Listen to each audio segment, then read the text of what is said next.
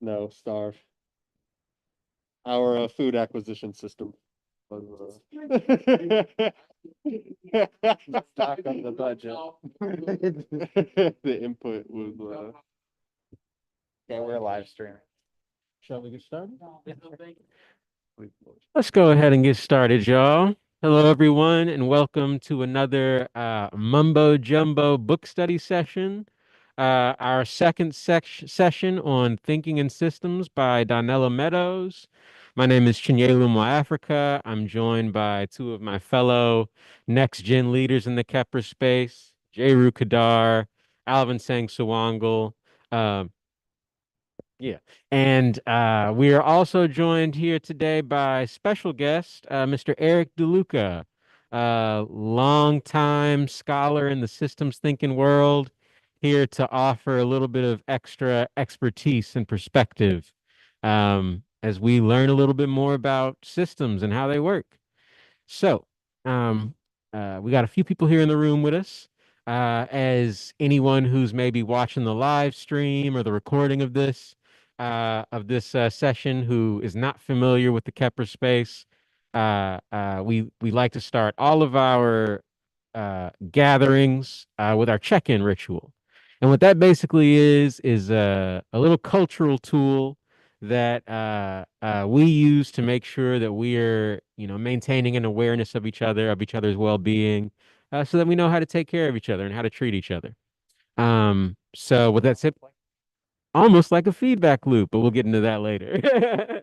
I was gonna say that's part of our system. But what that typically looks like is everyone will go around the room, they'll share their number and their color, both of which are supposed to kind of represent how they're feeling in the moment. And then we'll have a check-in question, a little icebreaker question as well, try to get to know each other on a more qualitative level. So I think we talked about the question for today being why are systems important? Why do you think that systems are important? And I can start it off to sort of demonstrate what the check-in looks like in action. But what's up, y'all? I'm feeling like I always think of colors that don't exist. Like cherry green is just not. I'm feeling like a cherry stem green. Thank you, Jeru. Cherry stem green. Feeling like 6 right now. 6. Bumped up since I walked in the door. And to me, I think systems are important because, we live in a universe where everything is connected. Dominoes are constantly falling against each other. Things are constantly causing other things to happen. And they do so in a lot of really unpredictable and counterintuitive ways sometimes. And so when you kind of like understand the logic between some of those, some of those events, and the way that this thing leads to this other thing, which leads to this other thing, then you get a much better, uh, much stronger understanding of how the world works, and how you can affect the world as well. So, yeah, and I'll pass it to Alvin. Hey everybody, Alvin. I'm feeling like an 8 for the Deep Space Nine fans, the color when the wormhole opens. For like bright, it's like purples and yellows and whites. And why is systems thinking important? That made, when you were talking about it, it made me think of the movie V for Vendetta. Like systems with a heroes complex. Like all the moving pieces that fell into place to make change. And I'll pass it to Sabeko. Greetings, everyone. Sabeko Jawanza. I'm a 6 today. Yeah. And my color today is forest green. That fall color, the fall feeling right now is getting to me. So that forest green is there. And systems, I think there's natural systems and then there's constructed systems. And I like the natural systems, but constructed systems are used for control. And natural systems are used because we all need each other. And all the things that are living need each other. So I like the natural systems, but the constructed systems, I believe, is what we're going to be probably talking more about. Hello, I am Charles Hammond, and my color today is orange. It's the color of my favorite edible mushroom, chicken in the woods. Sorry. And but as far and then as far as the importance of systems, uh I can't help but stare at Chinielu's pants, and I'm trying to figure out the system of color involved in these pants. It is pretty wild. But on a more serious note, I think food systems are connected with everything, and therefore I've invented a new game. It's called what is not connected to a food system in more than one degree of separation. And so I'll fill you in on the rules of the game later. Is this game something you can do on your phone and technologically, or you have to do it real time? It's more fun real time, and in person, but yeah, you can do it. I'd love to hear more about it, man. Okay. Does it come with the mushrooms too? Yeah. Imhotep, my color today is teal, like blue-green teal, kind of matching Miss Ferris' residence. Hmm. There's a more story behind it, but that's another story for another day. Woo, woo, woo. Is that better? Huh? Yep. Better? You sure? My number is 9. And when I thought of a system, it took me way back to when I was in high school, a very, very long time ago. And I had to ride the bus to school. Not a school bus, city bus. And I have to go and get on the bus stop on the corner, half a block from the house. And then I have to do this thing they call a transfer. You ride it downtown, you then get a little piece of paper, and you transfer to another bus. There's a system involved. You miss your stop, screwed. You miss your first stop, oh, you really screwed, because when you get downtown, guess what? You didn't miss your second stop. You miss those stops, and then you're late for school. Then you got to go to the dean's office. That's a system. And then I remember one day, a friend of mine who lived across the street, was special because he had his own car. He could drive to school. Big baller, shot caller. He offered me a ride one day while I was still on the bus. But he went to Manual High School, South Side. And he said, hey, you want a ride? I said, yeah, man, I'll take a ride. But I didn't realize the mother, social media, Facebook, MF, he took me all the way to Manual High School. I looked at, what am I doing at Manual High School? He said, oh, man, you didn't say nothing, dude. So, systems failure. So he was not happy with me because he had to then do what? Take me back over to where I was going. Yes, Meridian Street. And drop me off at school.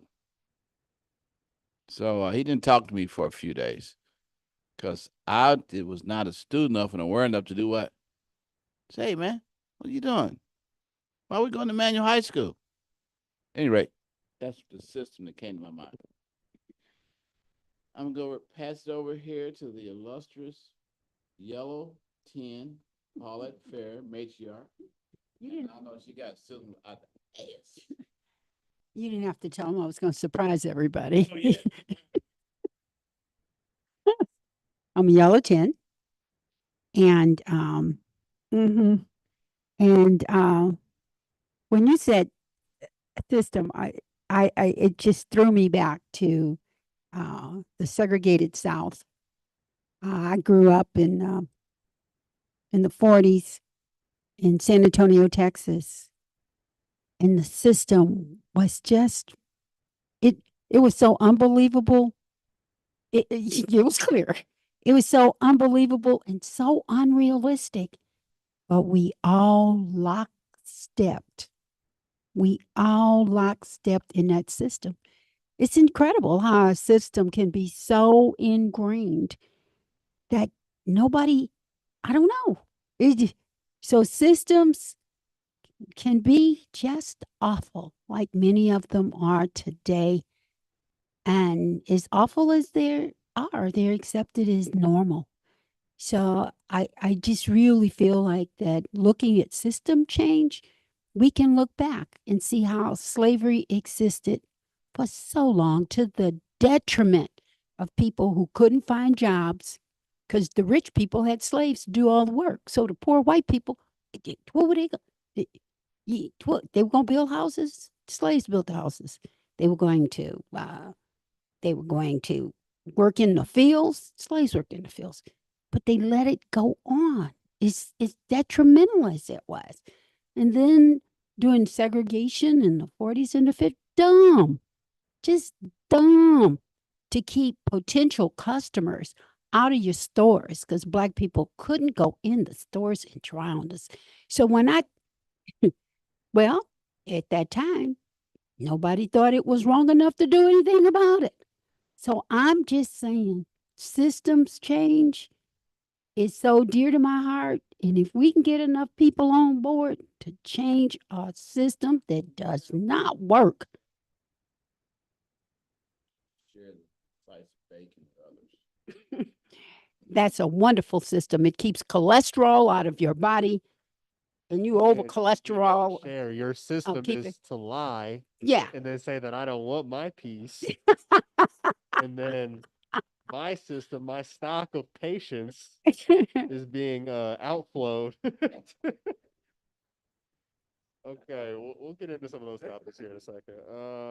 Hey everybody, J. Rue. I'm feeling good today. I'm feeling like a cherry red, not cherry stem green, but the cherry maybe attached to said stem in this cherry system. So yeah, I'm feeling cherry red. I'm gonna say I'm feeling like maybe a 8 right now. I'm feeling pretty good. And then I think systems are important for the same reason I think having your priorities straight is important, because if you don't have your priorities straight and you don't know what you're trying to do, if you don't manage your time, other people will manage your time for you. In the same way that if you don't understand how systems work, the systems that surround you at all times in every aspect of your life, they will dominate you and you will not know why. So I would say that's a reason why it's important.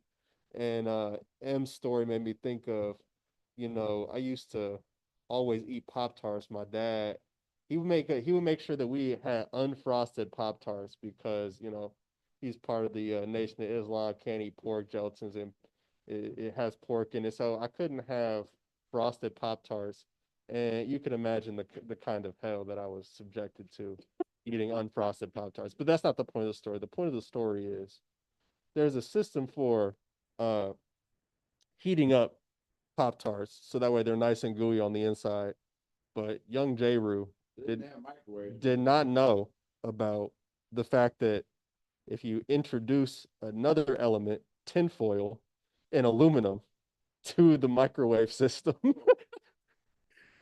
you you get a bit of an explosion. So one scorched kitchen later, I had a better understanding of how that system worked. And I will never forget it for as long as I live. That's why it's important, so you don't burn your house down. And I will pass it to I was gonna pass to Nas. He looks a little bit busy right now, so I'm gonna pass it to you, Mr. DeLuca. Are we ready to segue out of this into the iceberg, or should we? How do you want to think about the check-in and the intro? Because I don't want to leave anybody out. Check in. Yeah, we'll have you check in first, and then we'll pass it over to Nas, and then we'll pass it back to you. Okay, well, I'll check in and we'll finish the check-in. Okay, because it'll change what I say. I'm Eric. Happy to be with you. Been working with Kepra folks for a couple of years now, and always enjoy and I'm inspired by it. We are let's see, color and number before the systems thing. I am going to be blue today. It was a clear sky day after a couple of days of rain. I'm up in New England. And I am an 8, already upregulating, being with everybody. We were discussing about being busy and how we're all busy earlier today. So moving from thing to thing, and I'm happy to be here with everybody and settled into being here with everybody and hearing all the stories. I one thing I was just looking at this book by the guy in the sort of systems thinking universe that I first worked with, Bill Isaacs, who created the firm Dialogos and was part of the research that led to the Fifth Discipline book that Peter Senge published in 1990, which we'll talk about when we get into the history of system thinking. But he was Bill Isaacs in his book, The Art of Dialogue and the Art of Thinking Together, was talking about a story that Donella Meadows told him about being in Soviet Georgia, and how it was that same evidently area where that for people who are old enough to know the yogurt commercial came from, where all the people, lived to a very old age. And why was it? And we think it's because of the yogurt, because it was a yogurt ad that was saying it. It might have been. But she was at this dinner, and it was an intergenerational community, and they did a check-in just like ours, and they really gave space to every person of every age to be fully present. And her theory was that was the secret to the health of the community, not the yogurt, or maybe the yogurt too. So, but the one thing I was going to say about systems by way of the question, although that creating a way for people to be seen in the way that Kepra manifests systems, it is a good answer.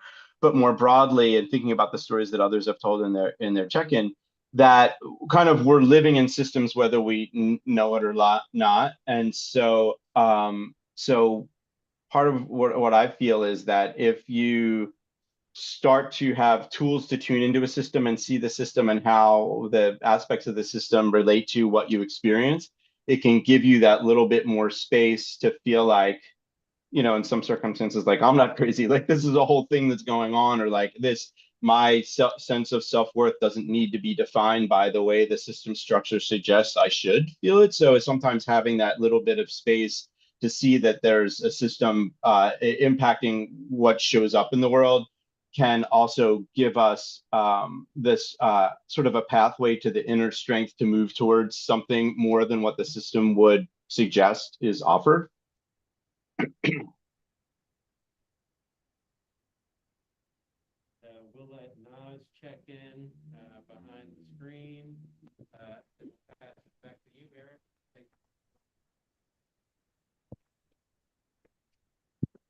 Hey y'all, my name's Nas, feeling like a orange 9.5 today. And this conversation, I think, is a truly important one, with where Kepra's at in the work, for one, but specifically for my own work. Understanding that as a person that lives in America, in Indianapolis right now, you are a part of a working system, that everything is connected to an extent, and it's been opened my perspective in a lot of ways, just having this conversation happen here in the past few weeks. So that's my little 2 cents. Thank you. Oh, orange 9.5. Orange. Appreciate it, Nas. So now I'm going to pass it back to Eric to kick us off with a little bit of an introduction into first, who he is, what is systems thinking, and, how his journey into the field of systems thinking. And then we're going to get a little bit more into a review of our last session. and then breaking down, diving a little bit deeper into the mechanics of systems after that. So for now, I'll pass it over to you, Eric. Awesome, thank you. And do we have an iceberg ready if we want to pop it up at a minute, or should we just have people imagine an iceberg? Do we have the iceberg? No Can we iceberg? draw it? It's not crucial. Everybody can imagine an iceberg when we're not at the iceberg yet, so don't start imagining it yet. So I'm Eric DeLuca. I met the Kepra folks through my work with Food Finance Institute, where I'm the food systems expert in residence. And I started my career at this organizational learning consulting firm that we I mentioned a few moments ago, Dialogos in Cambridge, and that particular firm was focused on collective intelligence and how leaders can understand systems and understand the system within their leadership network to act collaboratively to support profound change. And it was within a constellation of firms that all related to the formation of the organizational learning field, which largely aggregated around, I don't have the original fifth discipline book in front of me, but I know at Kepler they've got a bunch of copies of the field book. Mine's got a lot of dog ears in it from different pages. But so in 1990, Peter Senge wrote that book that codified the field of organizational learning, which was seen as one of the seminal management ideas of the 20th century by, I think it was Harvard Business Review. And so it made a big difference. If there's 5 disciplines, the 1, 2, 3, 4, 5, the 5th one is systems thinking. So in a way, the title of the book really is systems thinking, but it hidden within its context of other things like team learning. And the firm that I was with was really specializing in the team learning side of the disciplines and informed the research that you can read in those books related to the team learning discipline. But if you go back a generation, so Bill Isaacs was part of the group that worked with Peter Senge. Peter Senge wrote this codifying framework for what became known as the organizational learning field and created initially the Society for Organizational Learning in 1997. And there's a whole field and universe within organizational development that came out of that book and that community and continues to that day. So if folks know Otto Scharmer and the Presencing Institute and Theory U and U Lab and the U School and those types of things, that all came out of this world and is stuff that's having a big impact globally now on folks coming towards profound action through systems awareness. And Peter Senge himself studied with Jay Forrester at MIT, who was a computer science person who did research in economics and was the core leader of system dynamics. And so the systems thinking world comes out of Jay Forrester's work in system dynamics. And another of Jay Forrester's students was Donella Meadows, who folks call Dana Meadows often.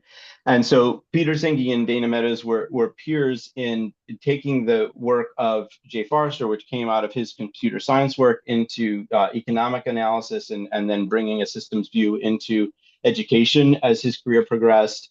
And they took it forward, Peter Senge into the world of management and organizations, and Dana Meadows into the context of environmental awareness. And so in 1972, she was lead author in the Limits to Growth book.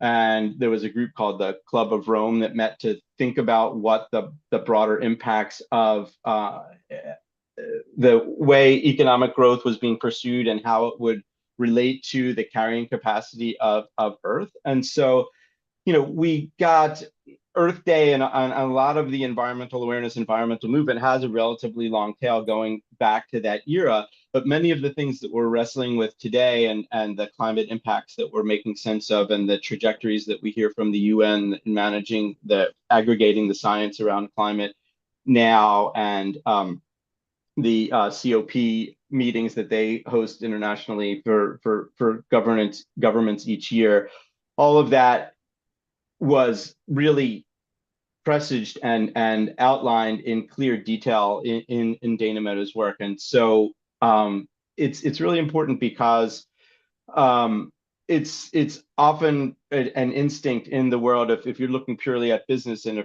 frictionless universe to think, well, the more growth, the better. And we know the history of treating natural resources as just an extractive economy thing that you just take whatever you need and then keep, as long as you're making profit and making money, there's what's to worry about.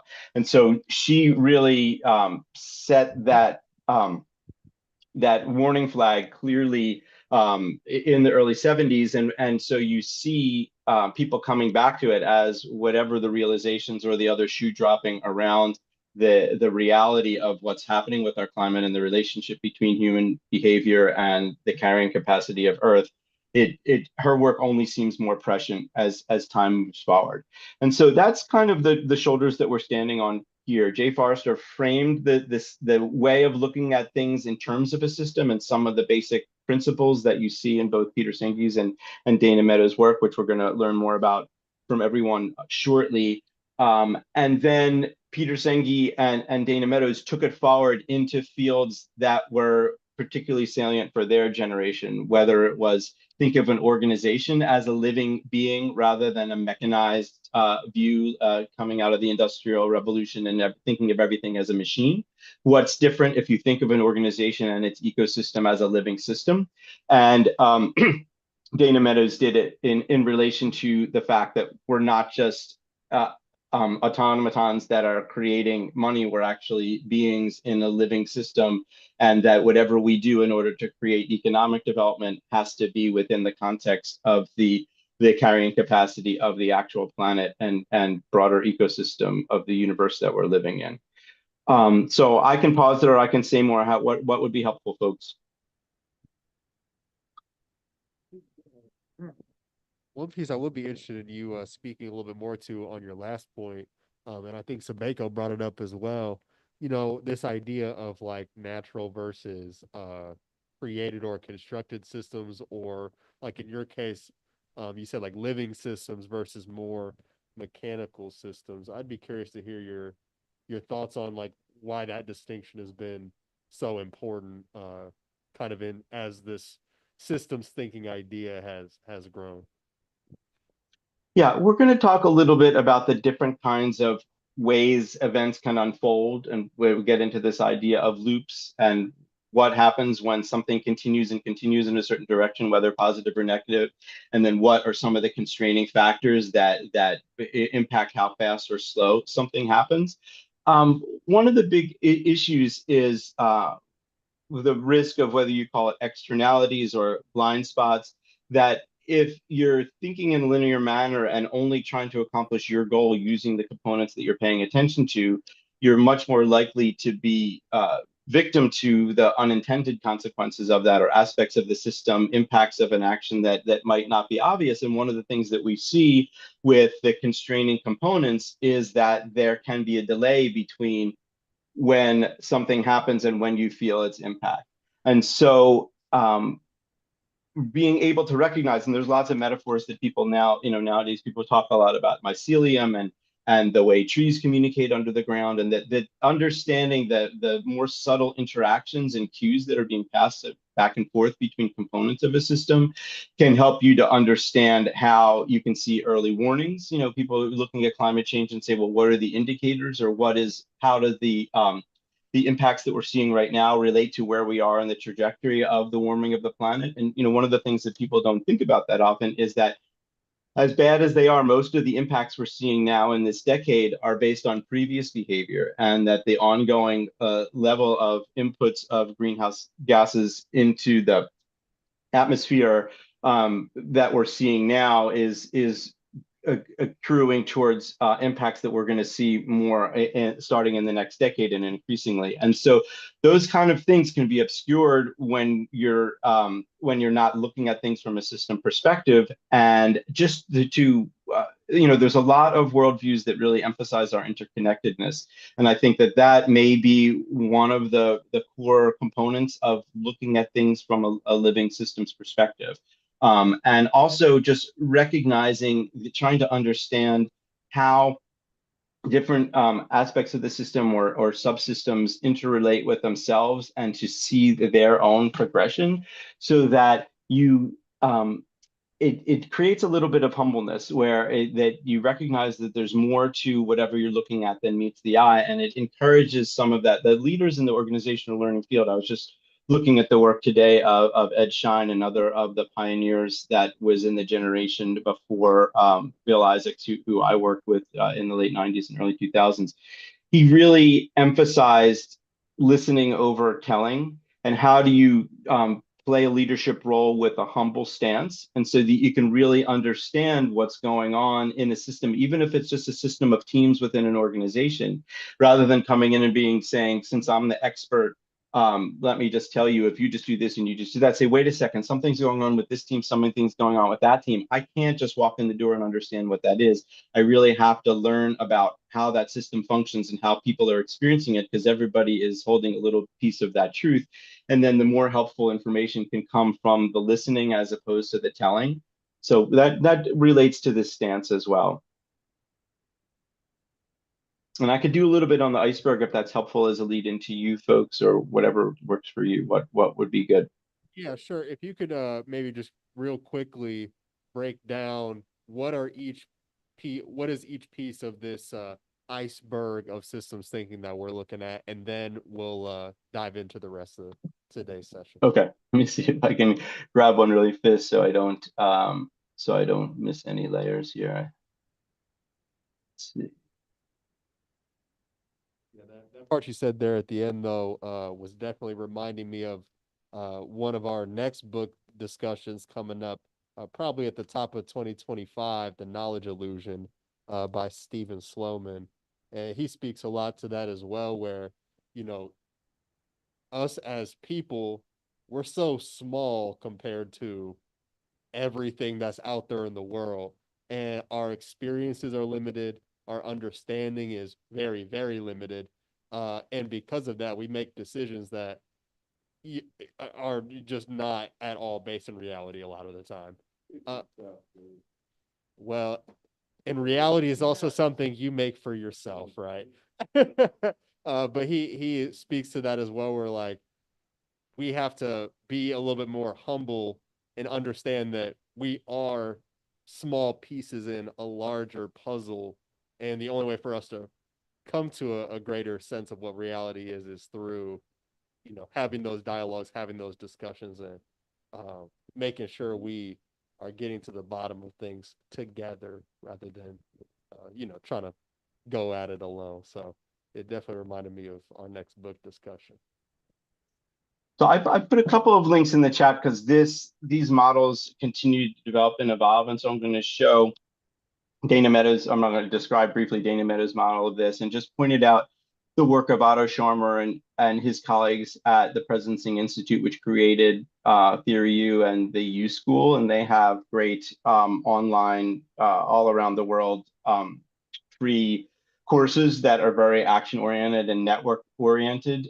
So that's a great resource. The last call I was on with him, I was in a small group with somebody from Taiwan and somebody else from mainland China, and so it's an interesting context to see systems change in action and see people doing it all around the world.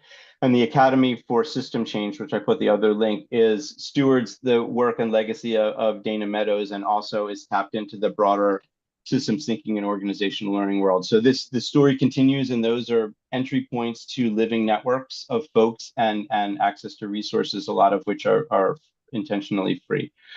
So that said, Eric, this I did version. want to tell you real quick, I did make you a co-host. So if you would be maybe willing to share your screen so folks could see, that would be amazing. We would appreciate it. Oh, sorry. Okay. Just give me 1 second here. Okay, so I will share. See how this goes with the various windows here. I think this should work. Do you see an iceberg? Yep, looks beautiful. Okay. So the main point of this, from the way I'm going to describe it, is the top and the bottom. So I mentioned earlier, and folks have alluded to this, when you're in a system, you kind of just see the structure of it, and the why and the where it comes from and what the assumptions are can be invisible unless people illuminate them or bump into them. And so whether you call it events or data or activities, the stuff that's happening, the transfer that you hold in your hand so you can take the bus to the other bus so that you can get to school, all of those things are the data points that make up your experience of the reality. And so that's what's easiest to see, but that's where the least leverage is. And so in this model, you go deeper under the water where the iceberg is to increase the leverage for change. And so the next level in the model is thinking in terms of patterns. And so the patterns, if you take the transfer and the bus and who's driving the bus and who sits in the bus and who can sit where in the bus and all the different data points that collect into a pattern, that can give you a broader hint at the system, and it's a little bit more high leverage than just the transfer. But then if you think about the structure of the patterns in which the patterns live, then that gives you a little bit more clarity and leverage. And in this case, structure is, what are the forces that are pushing against events that lead you to see the patterns and data that you experience. But underneath that are the ways people think about the world and the assumptions that they have. Folks at Kepler did with me a scenario planning program a year or so ago, a couple of years ago. And one of the things that we focus on as we look into the future, and I'm excited about all the Afrofuturism stuff that's happening right now at Kepler. So I feel like this feels timely, that in this looking at the future, one of the ways that people get leverage is to recognize their assumptions, to recognize their blind spots, and working with leaders to surface assumptions that they might not otherwise notice. And so that is all the realm of the mental models. And so the models piece of this, and we'll talk about this later in this session, but you've got the world that's out there, but what you're seeing and working with is your impression of that. So it's a model. It's impossible to have every little piece of data in your own mind as you think about the room that you're in or the desk that you're at. You're always approximating it.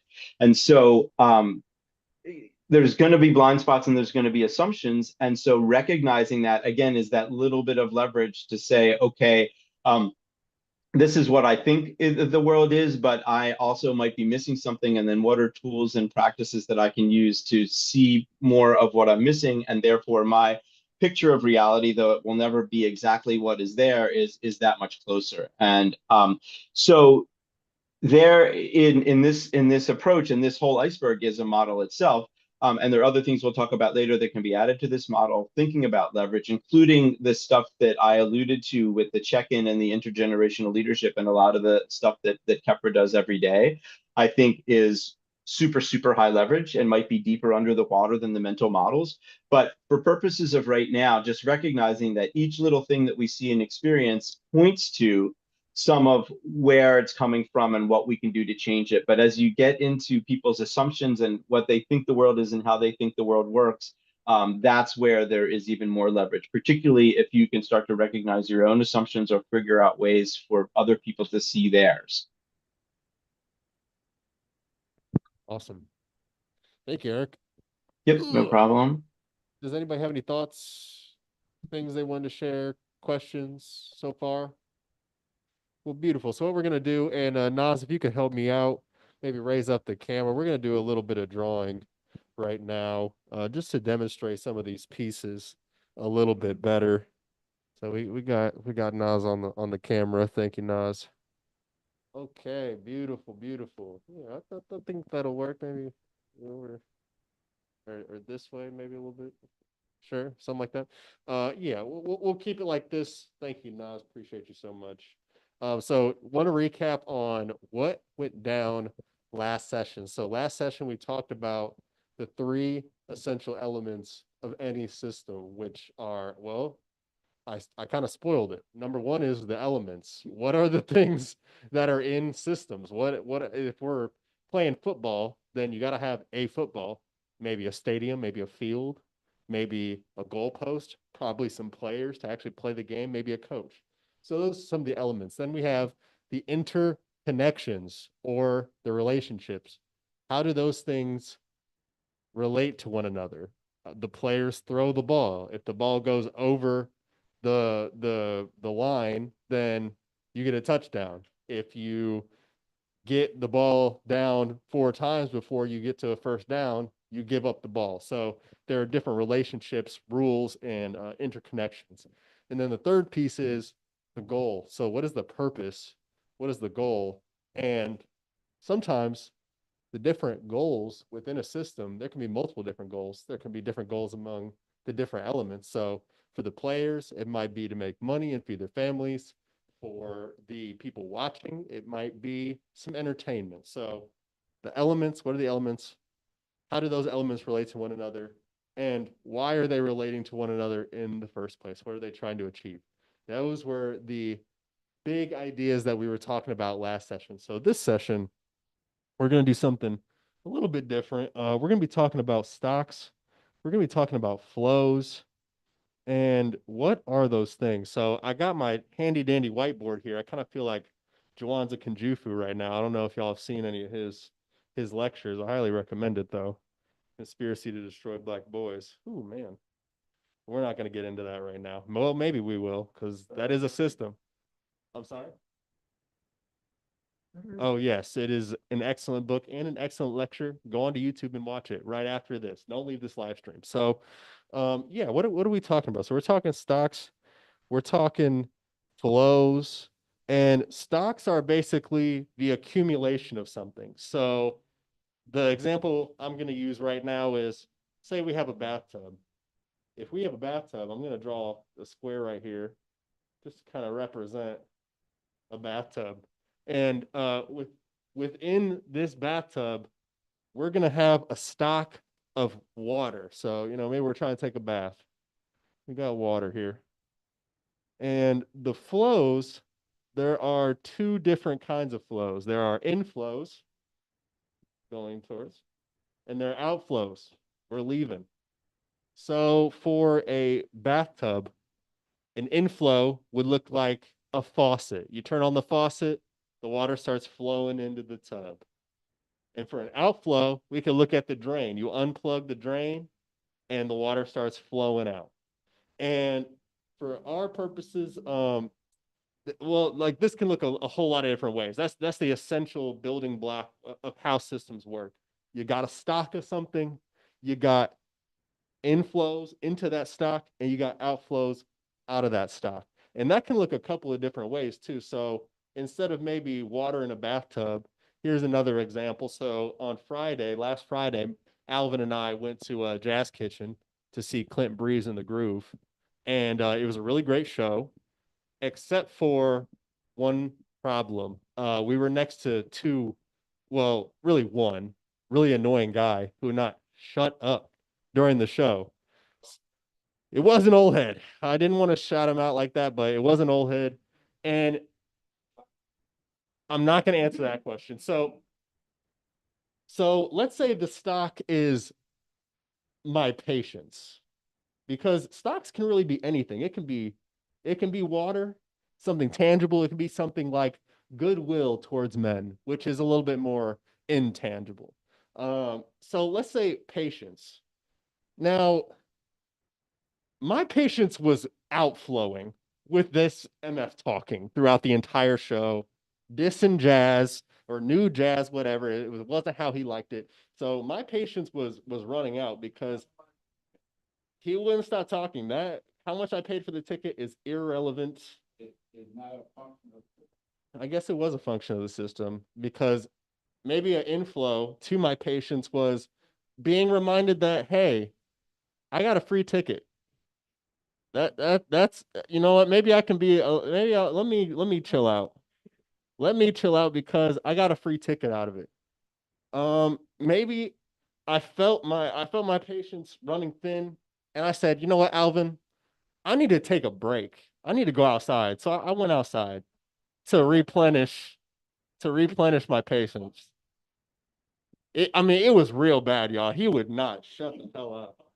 Oh my God. He was like feeding his wife food. Okay. I'm not, oh, he wanted to, and then she turned him down. Okay.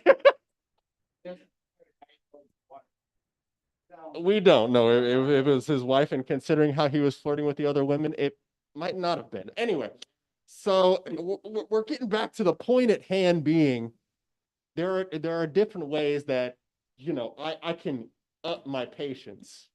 And there are various ways that my patience continue to run thin or run out. Your patience impacted at all by your gift?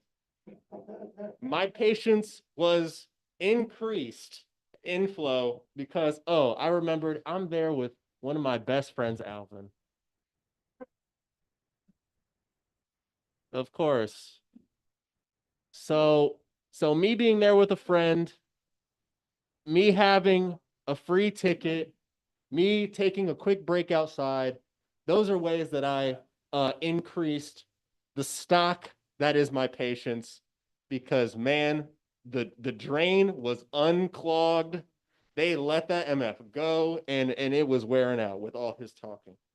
And there's another piece in that too, which is called a critical threshold. So for a bathtub, a critical threshold might be when the water goes all the way up to the top. And that's the thing. The thing about a critical threshold is you don't know really until you're kind of at it. So the water doesn't overflow in the bathtub. You can have the water all the way at the very brim, but if it's not overflowing, then we haven't reached critical mass. We're all good. But the second you add one more drop of water, it starts to spill out, and we've reached a critical mass. Or in the instance of my patience, if I hadn't gone outside and my patience would have ran out all the way, the critical threshold would have been me getting up and beating this man's ass in the middle of this jazz show. But thankfully that didn't happen.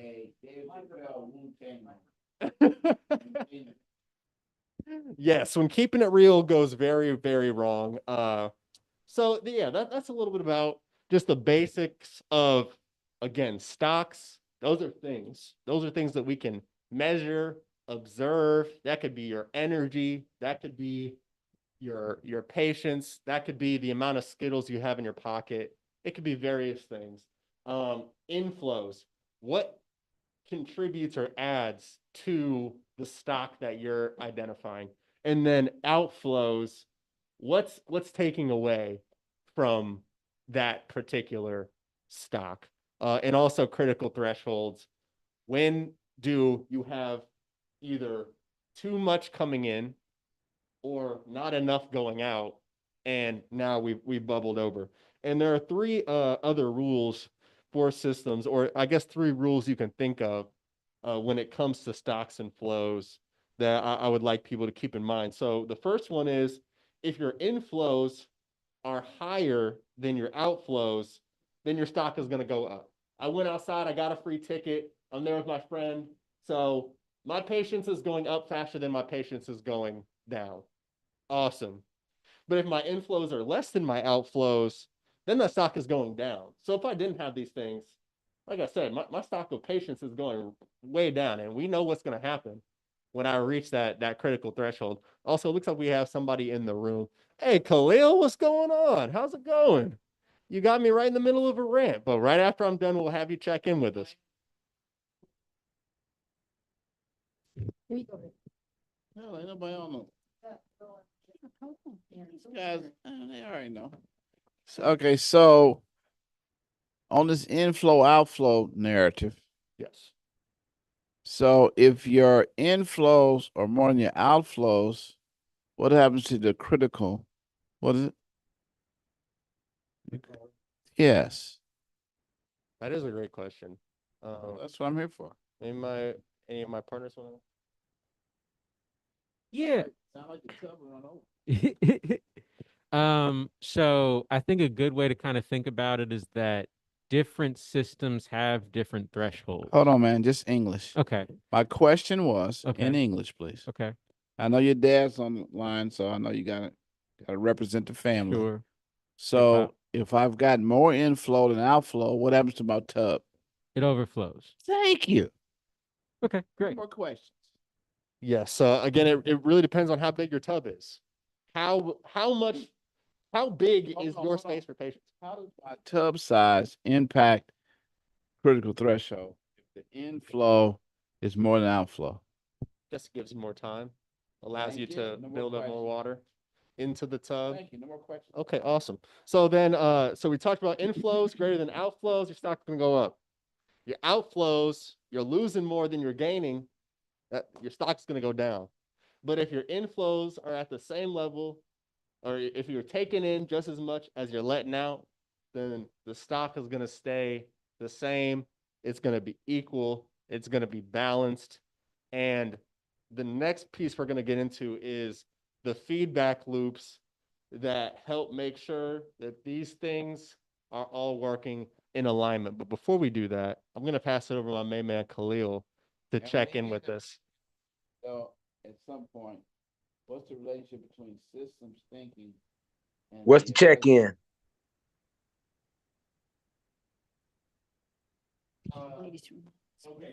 The question is number, color, of course, and then why is systems thinking important?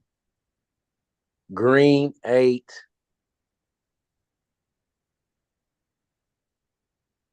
And I'm just trying to be. I agree with you, man. I agree with you. I'm just trying to be very narrow. Why are systems thinking? Why is systems thinking important? Because it allows for individuals to look at a lot of moving pieces in a synergetic way. Dang, do you Could know you about- give us an example? Practical, plain English.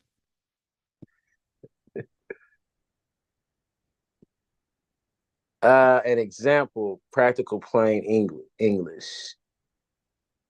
I'll say let's say basketball team, simple English. A basketball team coordinates a variety of skill sets, backgrounds, abilities, personalities, personal goals, and all kinds of things. And though all those things have to come together into unison to work towards and ideally achieve a goal to win at the highest level. Greatest basketball player of all time. Michael Jordan. Thank you. I was going to say Dr. J, but that works too. All right. So what we're going to do now is I'm going to pass it over to my homeboys, Alvin and Chinyelu, and we're going to talk about feedback and feedback loops and reinforcing loops. So how do these things interconnect? What is their relationship to each other, and how do they manage themselves? Ooh, it's going to be so much fun. I'm going to pass it over to them. Okay. Thanks, y'all. So I'll start with feedback loop. What is feed? When you have a mic and it gets near to a speaker, what happens? Feedback. Yeah, feedback. Why do you think that is?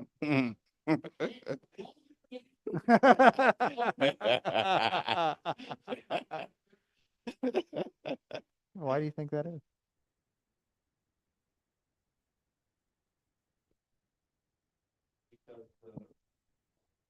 Is it because the sound from the microphone is being picked up by the speakers, and it's just like kind of like looping back in on each other over and over and over and over again?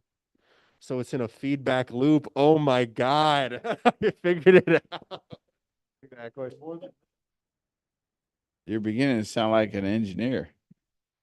More than that, the looping is actually creating greater input than output, and so the tub is overflowing. perfect. And that's the definition of a feedback loop. It's when something happens that causes a change, like water, sound input, that then causes an action that increases or decreases some amount, like that stock that we was talking about. And it just Hurricanes. happens over and over and over again until it spirals out of control or it sticks to a certain level. I'll pass.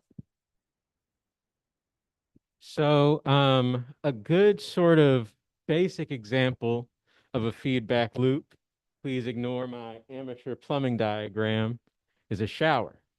I assume everybody here takes showers, maybe. Not anymore.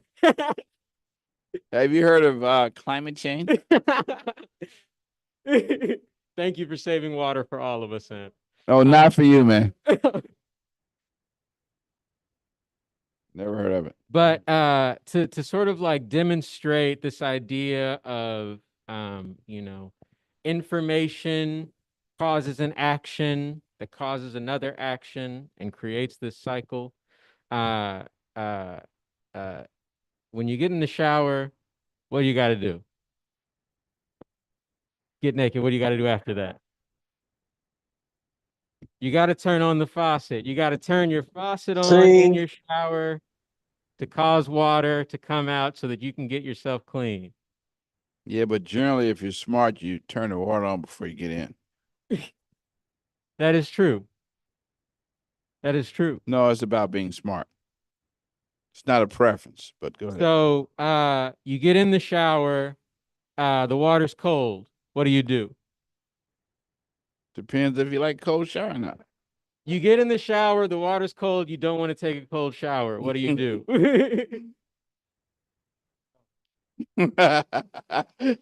Or actually, I think yeah. No, that could work. You get out and there's your feedback. You don't want to be cold. You get in the shower's cold, you get out of the shower. Well, Very if you're basic, male, clean loop. you call your partner, hey, I don't know why the shower's cold. I need some help. So that's a very clean, basic example of a feedback loop. But Clean. as Alvin is about to explain, or maybe I'll just go ahead and explain it since I'm already up here and the camera's already on me.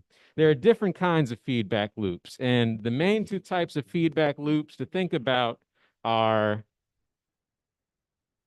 balancing loops and reinforcing loops. So what are those? I'm going to start with a balancing loop. So a balancing loop is a type of feedback loop that's designed to keep whatever your stock is, whatever the thing that you're collecting at a certain level. So let's go back to the shower example. Say you get in the shower's cold, you don't want to take a cold shower, but you also don't want to get out of the shower. You got to get the shower taken. So the stock in this case is water warm enough to shower in. The balancing loop is that when you get in that shower and feel like it's not warm enough, you're going to turn the hot water up, you know, causing more hot water to come out of your little hot water heater and then up through the shower system, and then boom, you got some nice hot water coming down all over you. And yeah. And so this is there's your feeling very balancing. middle class, but Can anybody else think of some other examples of so the balancing part is that when your nervous system, when your brain receives the information, oh shit. oh hey, this water's too cold for me. You then get another sort of you get the bright idea, hey, maybe I'll just turn the temperature up. And if at any point, for whatever reason, which we'll get to, the water becomes cold again, the same thing happens to cause you to turn the temperature up to keep your temperature at a cool, comfortable level. So I would love to ask from our room of wonderful participants today, can we think of any other examples of systems that serve to keep your stock or whatever you're trying to maintain? Yeah, I'm getting there, Alvin. Will you quit taking over, please? That's my job. So some other examples of systems that work to keep something at a constant level. I've got a few more I could throw out, but The United States military. Nas got one. Say more on that. Where's the microphone? Here. Yeah, take M's. For those who didn't hear on the stream, I said the nervous system.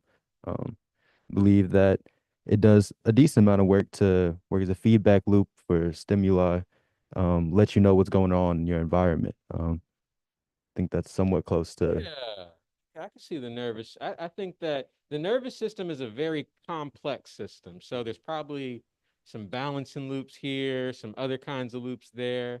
But I could definitely see, at least in this example, the nervous system kind of supports a balancing loop. You take it off. Yeah. So there you go. Yeah. Yeah. How so?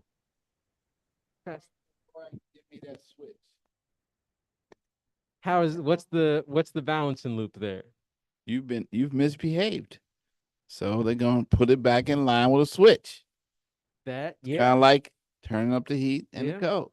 Yeah. That's Now there are certain children that don't matter how big the switch is or how often you use it. creates a Right. different type of It's not balanced. It's creates a not different type of balanced. loop. Yeah. The Christian threshold was higher. Another one that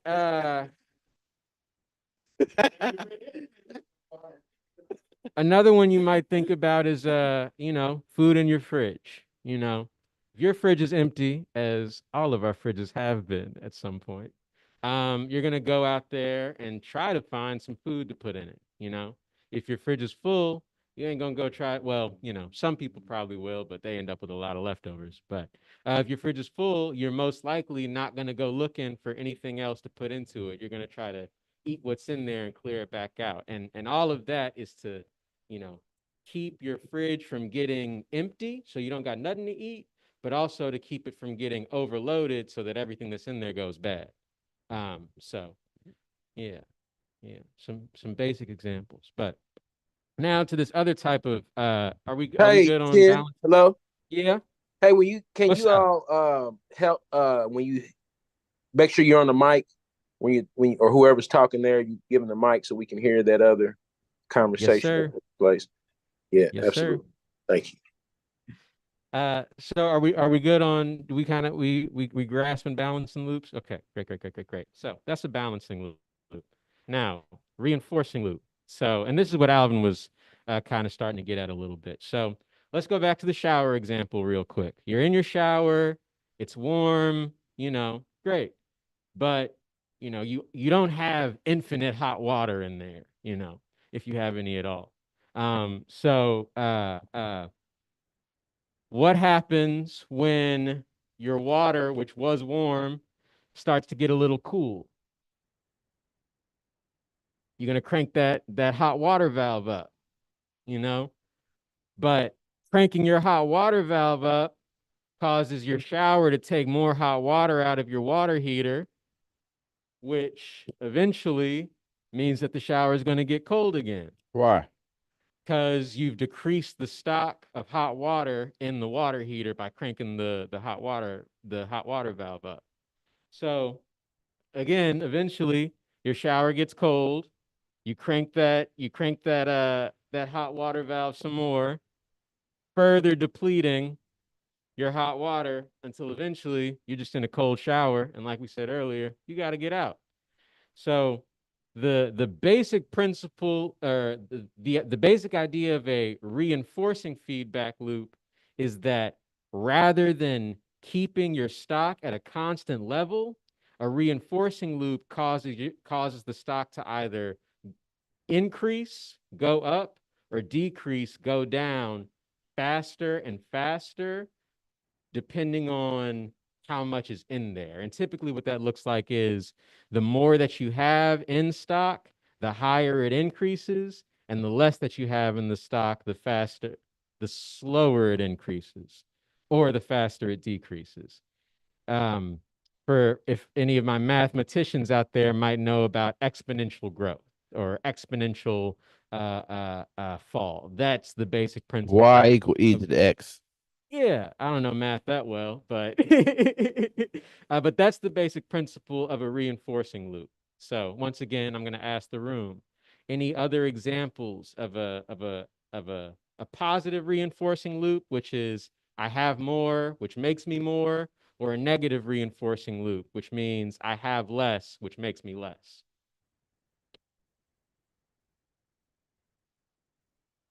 M's got the microphone.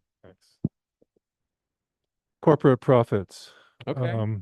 So if you have more in the system that we have now, at least in this country, in most countries, the more you have, the more you're gonna keep getting more than so the wealth gap is gonna Yeah. widen. Rich get rich, poor get poor. That is a reinforcing feedback loop. Yeah. Yeah, definitely. Definitely. What else? I've got another one. And you know, not everybody's a skateboarder, but I think that anybody who has done something that gets harder, the more frustrated you get with it, you know? So for example, skateboarding requires you to have a stock of energy to do tricks, you know, kick flips, heel flips, whatever. The longer you're out there, the more energy you spend, meaning the harder it gets to do those tricks. The harder it gets to do those tricks for me, the more I'm like, okay, let me get another try. I got it this time, you know? And obviously that's never the case. And so I keep trying, you know, I keep failing and I keep trying. And all the time, my stock of energy is going down, making it harder for me to do the tricks, which makes me want to try again, which further decreases my energy until I'm wiped out. Yeah. That's my skateboarding example. Yeah. Yeah. Exponential decrease. So I do think that one more important piece of information to sort of understand about feedback loops in general is the concept of delays. And basically the idea that, you know, systems require information to run. So for example, going back to the shower, some of the basic information in the, well, actually, let me ask, what's some of the information that's crucial to the way that this shower system works? Sure. Let's narrow it in to just the shower itself, the water to the pipe into the shower and out the drain. Nozzles and faucets. So I would say maybe one would be the information that you take in of, oh, here's the temperature of this water, you know. Then there's also the information of how much hot water do I have in my water heater, you know, which knob just got turned, cold or hot, letting more water into the shower. You know, all of that counts as information. And systems work when information triggers an action, which triggers more information, which triggers another action, and so on and so on. And so the thing about information, though, is that it takes time for it to get from one place to another. When you're not going to know you're not going to know that you're out of hot water until your water goes cold. And by that point, it's already too late, you know? And that's what's known as a delay. You know, you don't always know what's funny, Em? What you got? Oh, June 19th. go for it. Explain. That's a good one. There you go. It's a delay. It took a year. Yep. We knew, So hey, by the way. So the Juneteenth example, yep, slavery is announced as abolished, and yet still there are people enslaved because there was a year-long delay in getting that information to those enslaved people. And the reason it's important to understand that is because delays will often cause the stock in your system to vary widely. So if we go back to the bathtub example for a second, if you're, let's see, what's a good delay in this system to pick at? Okay, so say that you start your water running and you leave the room, but your water keeps running. Say that eventually you reach that critical threshold when your water starts overflowing, it starts spilling out over the edge of the tub. The water is not going to stop overflowing until you receive the information that, hey, we've reached that point where the tub can't hold any more water and now it's pouring out all over my bathroom floor. The delay comes and depends on how long it takes you to get back from whatever you were doing and come back into your bathroom to realize, oh, wait, the water's still been on this whole time and now my bathroom is flooded. Yeah. Yeah, I would even add to that example as well, like your own understanding of like, okay, the water has overflowed, but there's also the information of or the delays between you assessing what needs to be done to correct that. I need to twist the nozzle. Even in twisting the nozzle, even though it might happen quickly, the water does not shut off instantly, which will so there will still be water coming into the bathtub, still overflowing it, even after you've consciously shut off the source of the problem being the water faucet. So, yeah, even in places where we are not conscious, there can be information delays that have us overflowing and reaching that critical mass. So, just wanted to And the longer it takes you to access that information, the longer it takes you to change how much of whatever you're looking at is in your stock. And that's how delays lead to what we call oscillations, or just rapid changes in things up and down. Pregnancy. Yeah. Yeah. Yeah. No.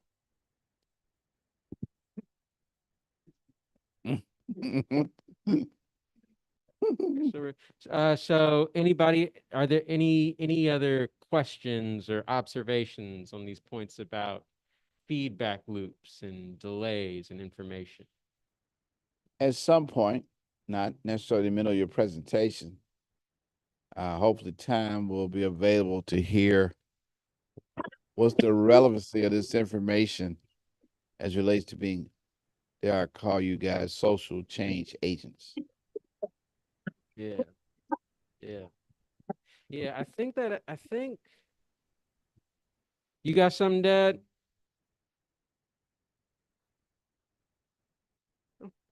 Well, no, that's a great question, and I actually think it might be good for us to get into that during Eric's next part, which is the part about how systems surprise us.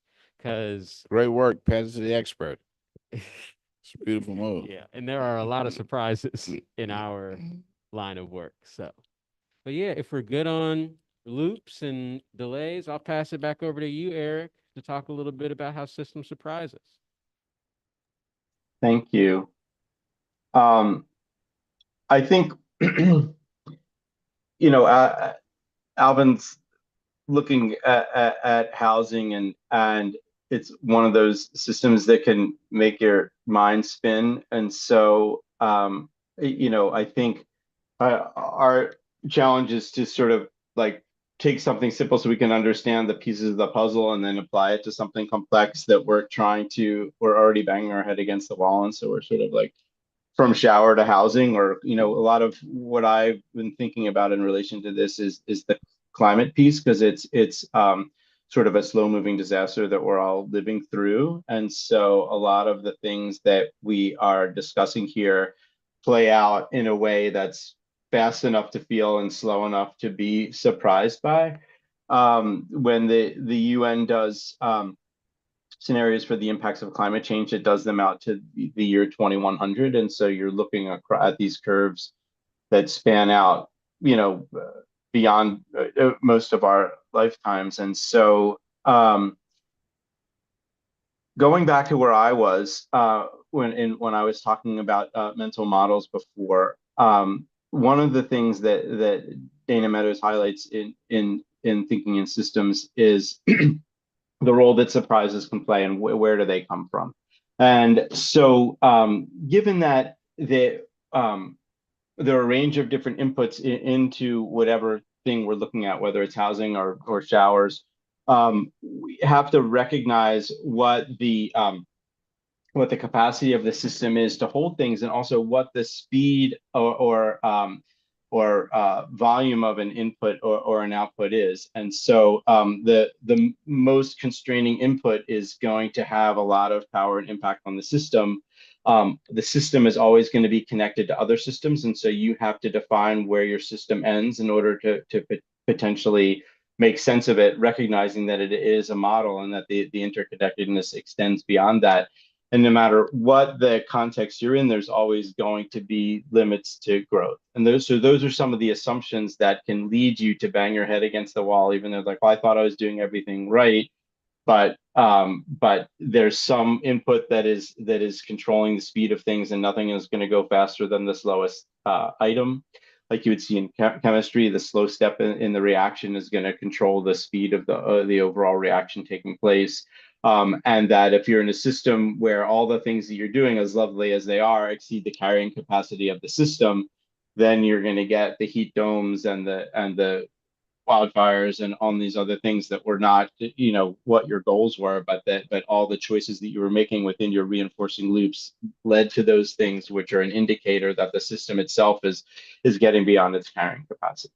And so what we're looking for, I think, are these moments of insight. Like I'm going back to housing because I feel like it's a it's an issue that's emerging right now as kind of coming up everywhere in a big way. And I was just listening to this NPR show 1A, and they're in this international gathering of mayors, like leaders of cities from around the world, hosted by Bloomberg, and treating it as like a lab for innovation in cities. And that was one of the topics that was just coming up everywhere.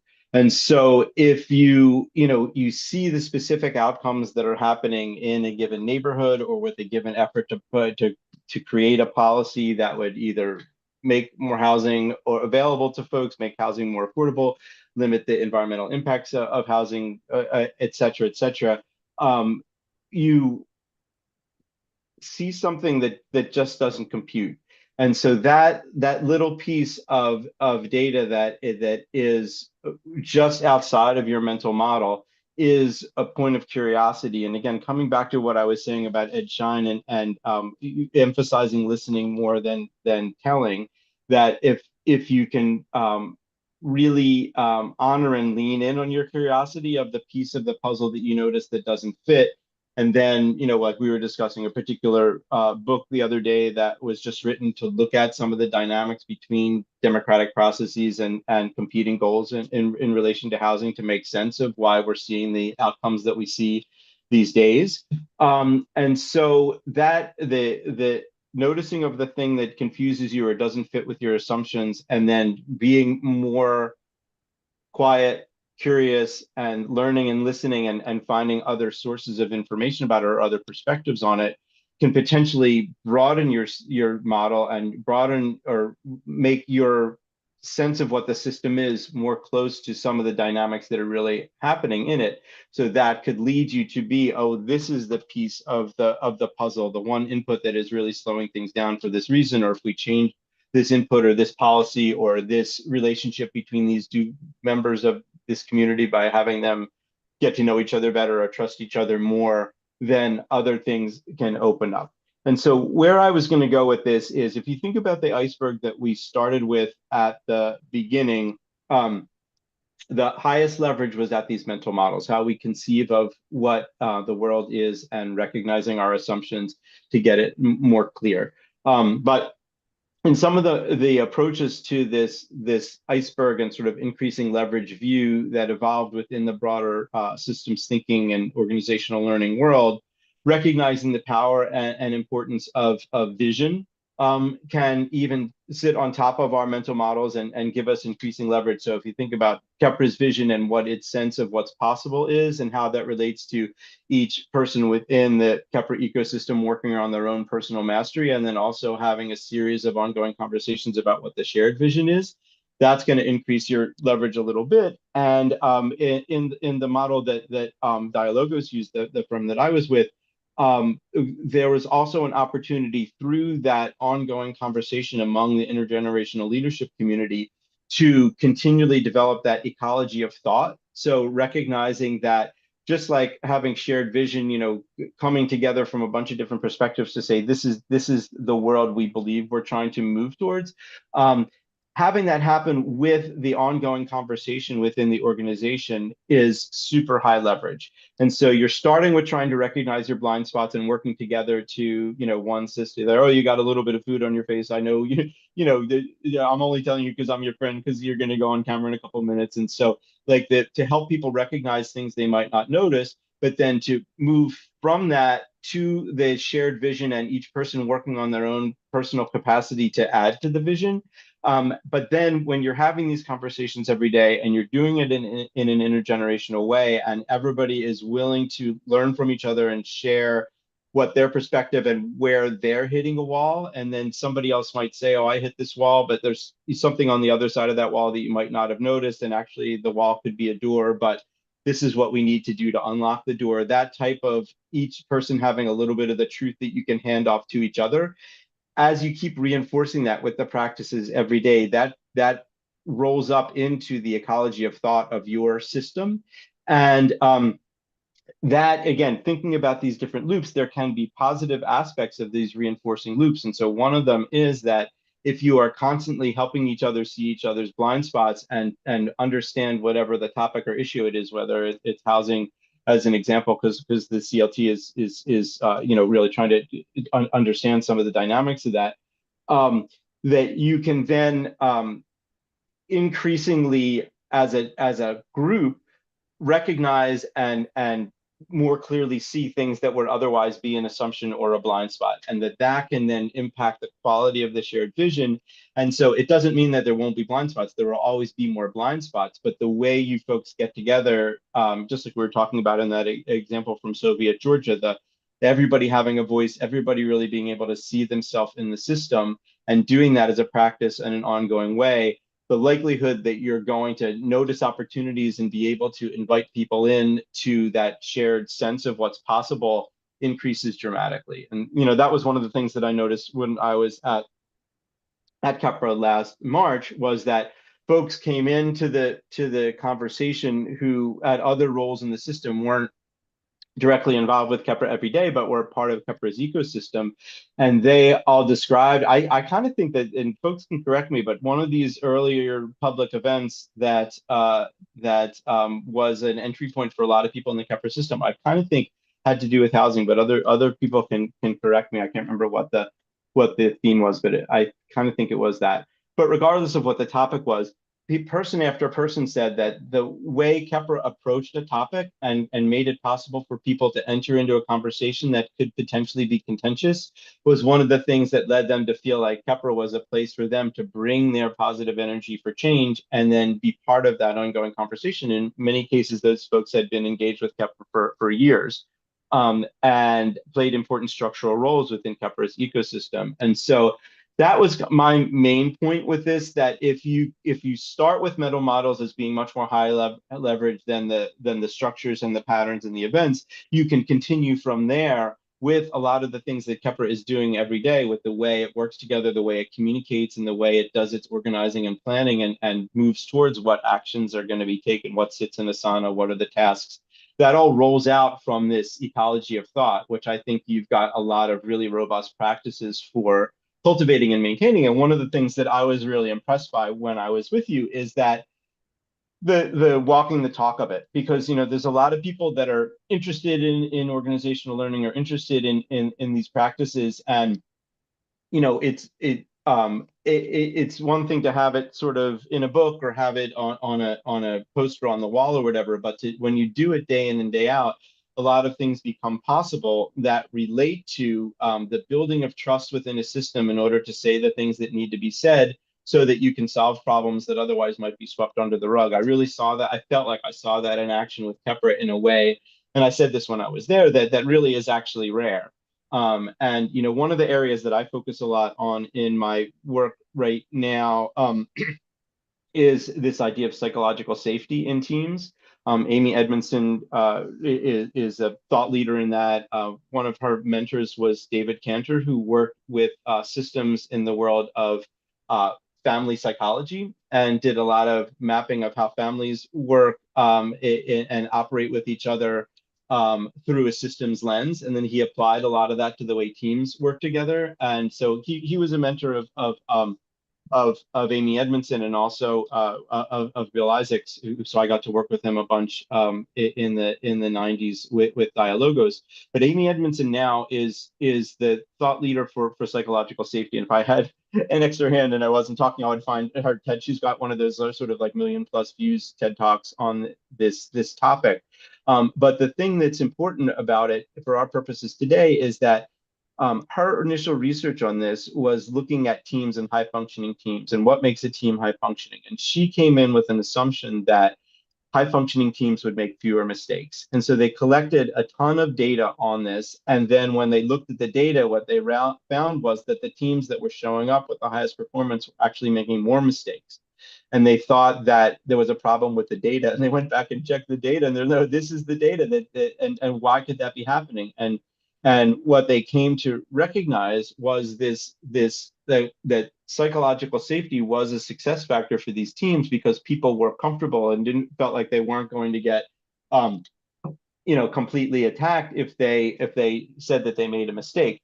And so by being able to safely share things that didn't go exactly as planned, they were able to learn from those. So they got a reinforcing loop around learning and continuous improvement within the team. So over time, the team became more better performing. And so that's the same kind of dynamic that I see within the type of what I would call in the dialogue world container. The context in which folks trust each other enough to be able to say, I thought this would work this way, but I got a different result and I don't know why, but I wanted to share with you, like, this didn't work out. What do you folks think? And then as a group, the collective intelligence can start to figure out, oh, well, we turned left here, but we probably should have turned right. And next time we'll turn right, and we turn right, there'll be a new mistake. And so that was one of the things that I wanted to emphasize, was that the ecology of thought with the way Kepra does its day-to-day activity is not only a mechanism for it to continually be more effective with change, but it also becomes kind of a magnet within the broader ecosystem of other stakeholders outside of Kepra to see Kepra as a leader in which they can feel part of what's possible and part of what is going to be best for the whole community moving forward. I think when you say it like that, it makes me think that, I think when I first read Thinking in Systems, I kind of was like, oh, systems surprise us. We should try to be as unsurprised as possible, But I think that when you explain it that way, it sounds like those system surprises are more of a feature than a bug when you are prepared to learn from the way that a system surprises you. Correct. Yeah, because part of it is that, like when we talk about this in scenario planning, is noticing the surprise. A lot of times there's some data that's like a low level. It's not a super strong signal, but it's actually pointing towards a significant sort of fissure or opportunity or risk in the system. And so once you start operating in this mode and you're always looking at what are my assumptions and what's the reality, and I see it this way, you see it that way, where is the gap? what is slowing this down? We thought this would go much faster. Then you might be able to notice that little signal of surprise earlier and more clearly, and then you can bring the curiosity to it. And rather than being like, oh, that doesn't fit our sense of what should happen, let's just sweep it under the rug and go back to the good data, would be like, wait a second, like, I'm curious about this. Why did this thing go sideways? Or why did this person feel uncomfortable in this circumstance, or whatever it might be? If there's a way to do it safely, then often it points to something that is, a part of the system that we hadn't noticed or hadn't seen clearly, or might have misrepresented from something we've seen before. Because the other thing that happens is that we're always bringing images from our past experience into what we see now. And so if we don't create space to be curious about what we're noticing, we'll probably replace that with something that we saw before.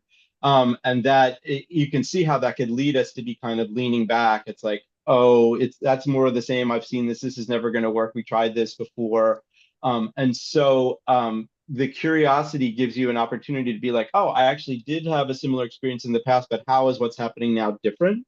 And that gives you, again, a little bit more space to create what is emerging. And, I put that U-School link in there, but a lot of what the Theory U and Otto Scharmer's work now with the President's Institute is all about tuning into the emerging future so that you can help to shape it and really work with test a lot of things and see what works well, and then reinforce and build those things. But it's all coming out of your vision. So you've done the deep reflective work, and then you're trying different things that point towards what your goals are, and then you see what works. But it's recognizing what's emerging by being quiet enough to be surprised by little things that don't match what we thought we expected. Could you play that sentence back one more time? That last one about quiet and emerging. Yeah, so in the basic, Theory U is like the letter U. And so the idea of it is that at the beginning, you're sensing your environment and seeing what's out there and getting a bunch of signals, and so you're orienting yourself. And then at the bottom of the U, that's a more contemplative space. So you're getting quiet individually or as a group, and you're trying to say kind of what are we really about? What's most important to us? And just tune into sort of those core principles. And then you go out and try different things, little things at a small level, little seedlings, and you see, okay, well, we planted, 10 things in this row, and these 3 ended up being stronger than the others. Let's reinforce those and put more energy into them. So the things that you try come out of that getting quiet and making sense of all the things that you observed when you were tuning into the system and getting oriented. Yeah, that makes me think that's why it's so important for learning organizations, which we are, work in process and then push those systems. I mean, and really do, be intentional about systemizing small parts of the work just for the sake of providing the feedback. Because in essence, there is an implication that the faultier the system, the better for a progressive learning organization, because the more the faultier, that means the more feedback, which is providing, more structure framework, to move forward. And so, but it really speaks to why Kepler has to get out of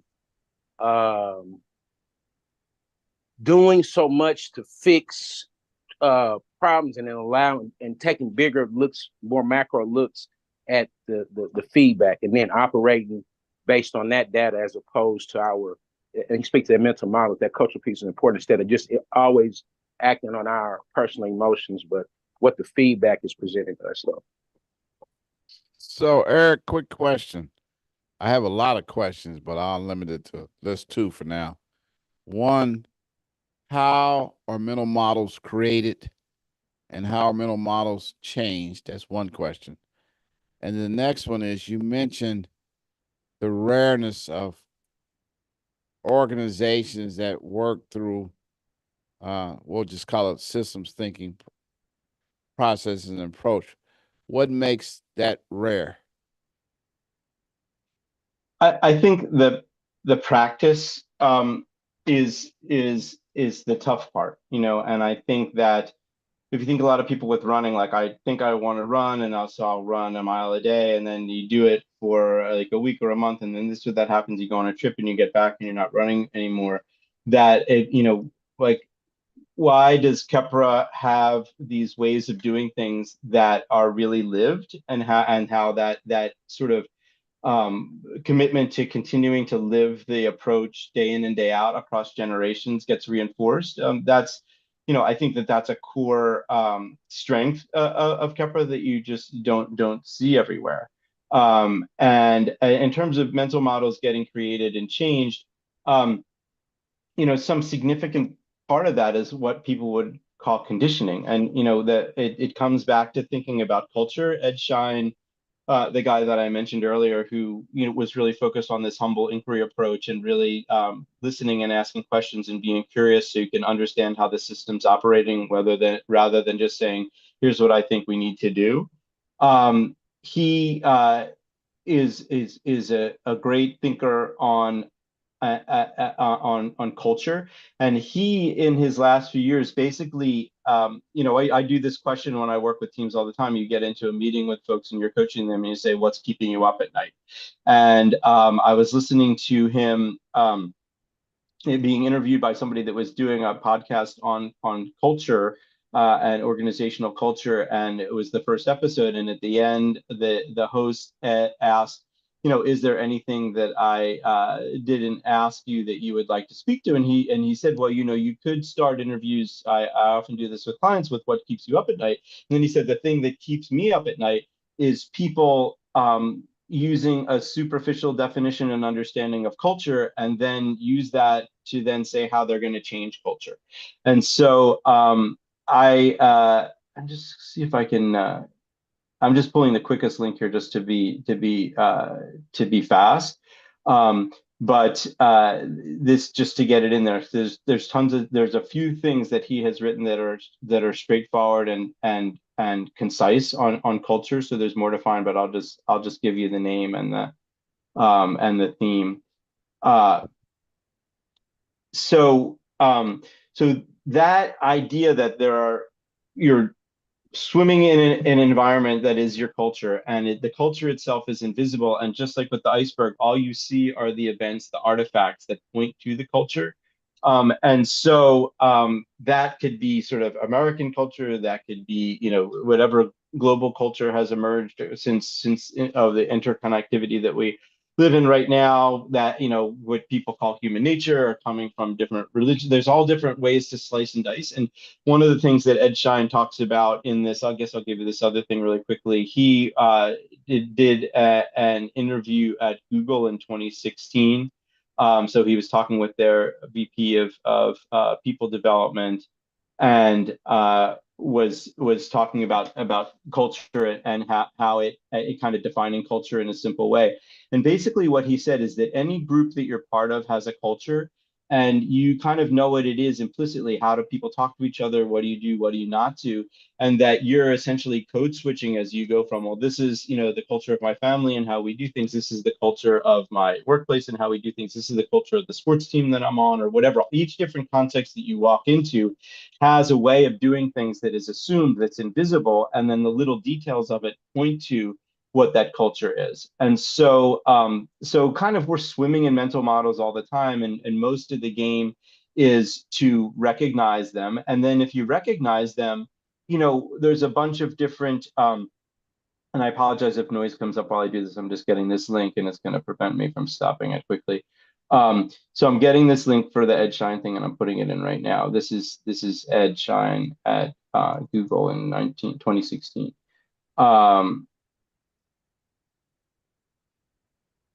So the trick of it is to recognize it and then make a conscious decision about what you want to reinforce. And again, that's going to lead to more blind spots. So you can't always be, you know, if you think about the risk of like, just think positive thoughts.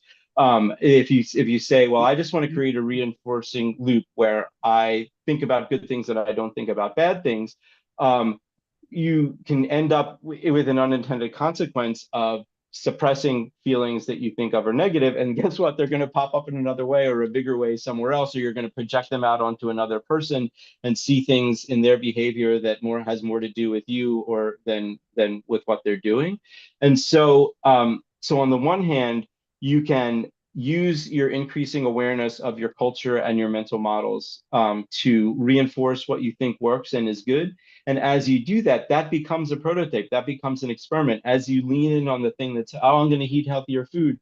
Oh, now that I'm eating healthier food, I realize that I have this intolerance for this food that's otherwise healthy, but I'm allergic to it. So you get that new data and you're using that exercise to try to see those surprises and take them seriously. Like, I ate the thing that was supposed to be healthy and I don't feel well. I'm curious about that. And then maybe you can learn from somebody else. Oh my God, it's that allergy. I can't believe I'm allergic to that. I didn't even used to eat it. Now I was eating it because I thought it was healthy and I feel sicker.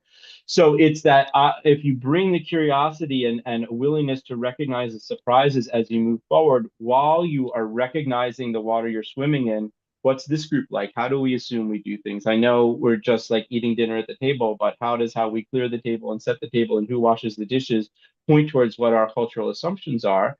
So then we're like, oh, well, is that the cultural assumption we want to have moving forward? Maybe let's change the way we approach washing the dishes. Okay, now that we had changed the way we approach washing the dishes, we learned this other surprise. But so you're kind of moving in a direction that's towards what's important to you and what your goals are, but things will always go wrong. And that's the fun of it. You're like, oh my gosh, I thought everything was going to go better once we had this new plan for washing the dishes. And then somebody dropped this dish and broke it. And now what do we do? And so it's always that surprises lead to the evolution of the system. The goal is never to have like a perfect system. That's like a machine that, all the parts are mechanical and you just there, if all the parts are in there and none of the parts are broken, it works. If a part breaks, you put a new part in there. That's not a living system. A living system is these feedback loops are always going on and there's always more loops than you can see. And so you try to catch the signals that are important, that are making a difference. And then as you work on them, other signals will come out that were made invisible by the big, if somebody's stepping on your toe all the time and your toe hurts a lot, you're not going to notice that you have a headache because, your toe is getting smashed. But once you say, oh, could you just stop stepping on my toe? Then you're like, wait a second, now that that's gone, I realize this other thing. So it's a constantly evolving opportunity for noticing the dynamics, noticing the assumptions, and kind of course correcting with the assumption that things are going to keep going wrong. And that's how you're going to get the data that informs continuous improvement. I think what that kind of makes me think about, I was reading a little, going back to the climate change example, I was reading a little bit recently about how basically what scientists are starting to see is that the Earth's natural systems for taking in carbon are becoming less effective. So like forests and like peat swamps, which normally are carbon sinks, just aren't absorbing enough anymore. And that is not something that was factored into a lot of models and that they're seeing start to occur. And that now people are having to factor into their, calculations about how climate change is happening and will continue to happen because everyone assumed, well, we'll still have, our forest sucking carbon out of the atmosphere. Well, maybe now not so much, so what do the models look like now? Just like as an example of a living system.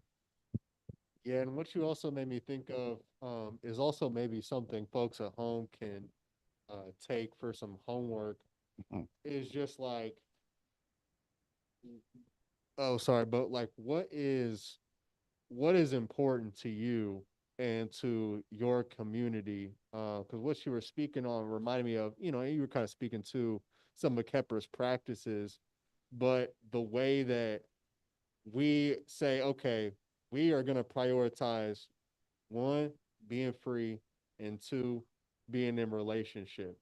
And with those two things being the most prominent, we can then begin to say, okay, well, if being in relationship is important to us, then how can we create mechanisms and spaces for us to be in relationship, whether that's us all living close to each other, so we can just walk outside and walk across the street, whether that's open spaces like the porches where we can meet and talk often, or even more solid um codified things like, for example, our next gen meetings where myself and these crazy cats and some of our other young people get together on a daily, weekly basis to make sure that we are staying in communication with each other, and just like continuing to build.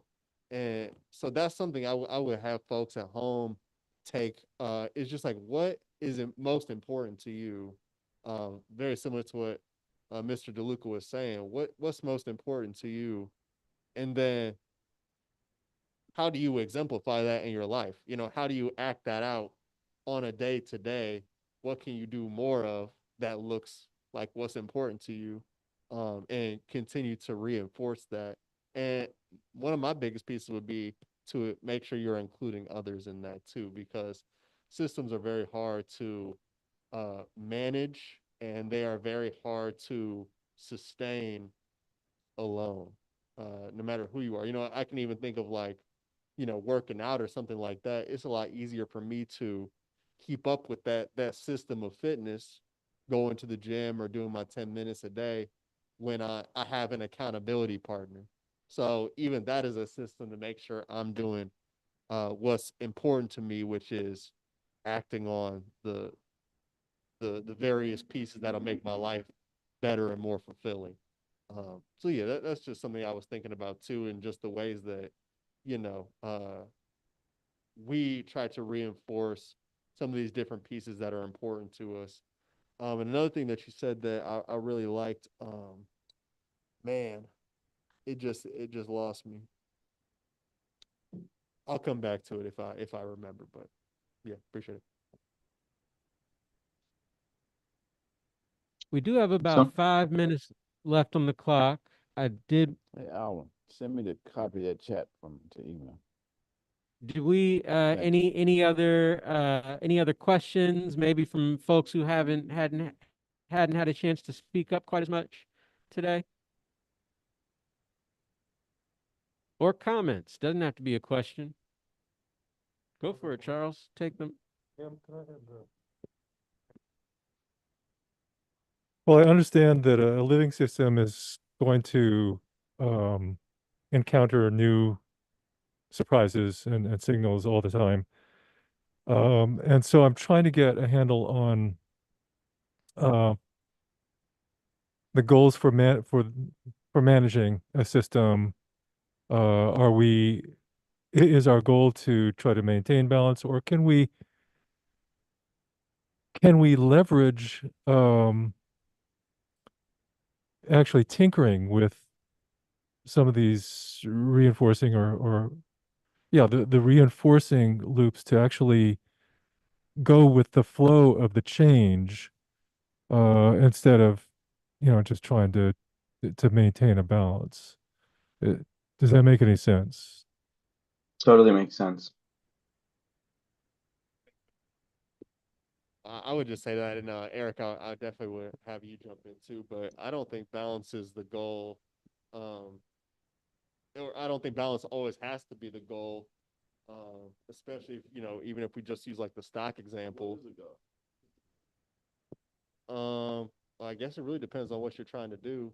If what you're trying to do is change minds, then, you might want certain stocks of, like people raise up, fear or pain as stocks that you can continue to push up, because as people are more afraid, they're more likely to listen to somebody who has all the answers, right? And they might change their mind or change their perception based off of what they come to fear or have anxiety around. So I think it really depends on what you're trying to do, whether or not you want to have more of something or less of something, or keep it in balance. I think it's really more tied to what are the pieces that are influencing that particular stock. So, fear could be brought about by like, oh, there's a lot going on in the news or in the world right now that the media is pushing to elicit fear out of people. It could be maybe the stories that people are telling. It could be a whole lot of things that are giving into fear, and there might not be a whole lot of outlets or ways to get rid of that fear. So yeah, I would just say it doesn't always have to be a balance. It also makes me think about self-organization, uh, and just this idea that you can build a system in a way that allows it to learn, you know? Um, and I think that like regardless of what like your end goal is, to learn, I think is a goal that supports all goals in a way.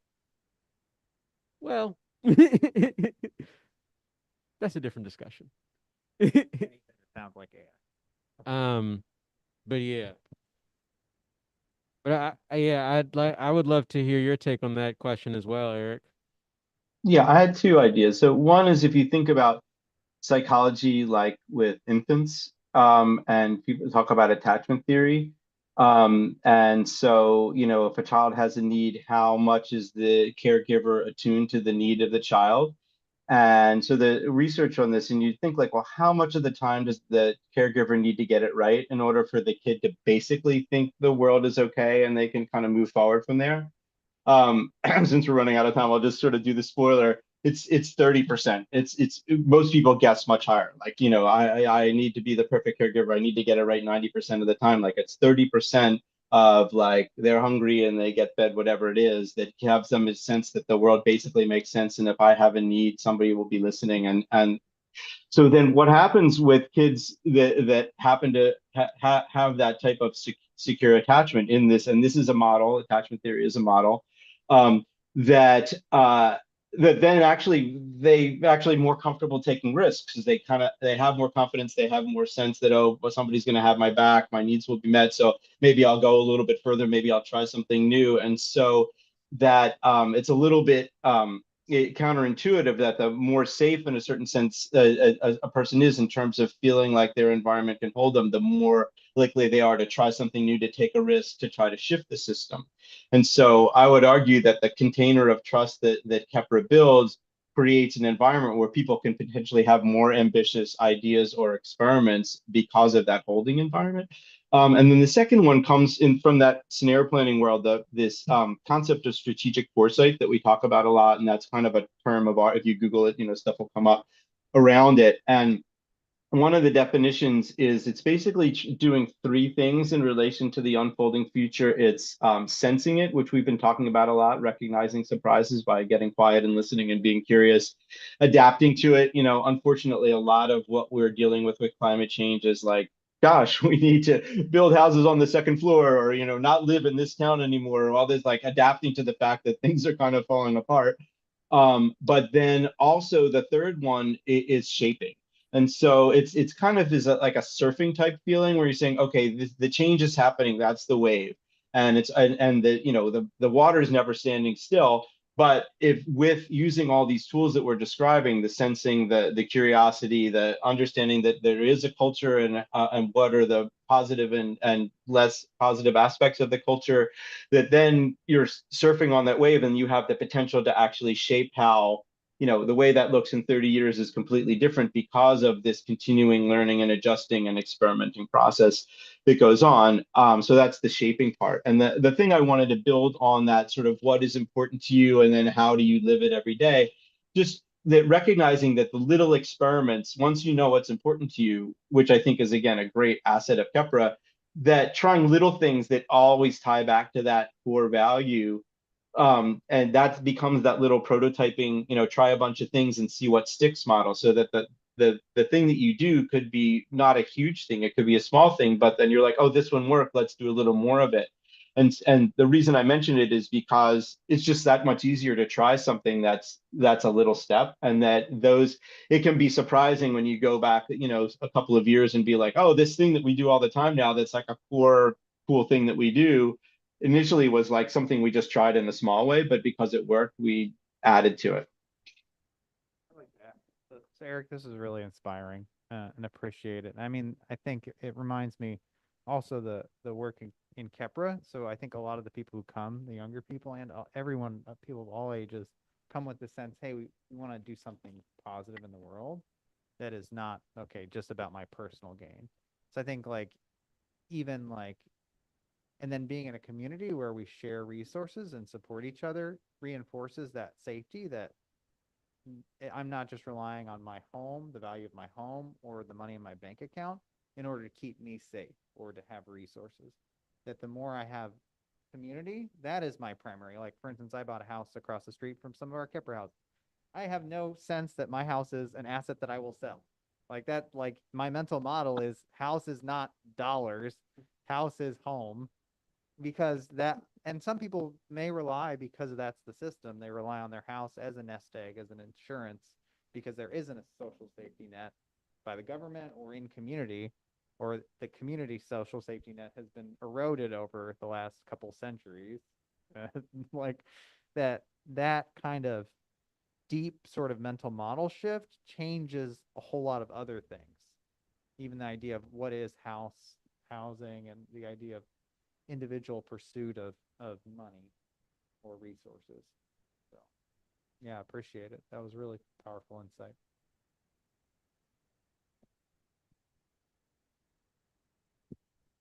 Well, we are about at time for today. So I think that's oh, yes, of course. So I'll close out by one, inviting anybody who, watching this on the live stream, watching a recording in the future, if you liked what you saw, if you want to learn more and help us teach more, visit donate.kepler.org and open them pockets up. You can also keep up to date about more that's going on in our space by subscribing to our newsletter. And then also, I want to shout out to the Indianapolis Recorder, a long-standing institutional partner and just like member of the community here, for allowing us to stream all of these mumbo jumbo sessions to their Facebook platform. And just for all the support they give us generally. Big love to the folks at the Recorder. And then also, thank you, Eric, for joining. Yeah, let's give a round of applause for Eric. Yeah. Thanks for joining us, Eric, for this one. Looking forward to Eric will also be joining us for our next installment of this book study series. Yeah, if you're looking to learn more about systems thinking from a systems thinking master, as we are, join us for that one. On the 23rd of October, next week, next Wednesday. Yeah. Well, thanks, and thank you to everybody who joined in today, participated in the conversation. Yeah. Thanks, everybody. Thanks, Nas. Night, everybody. Thanks, Eric. Welcome. See ya. Peace.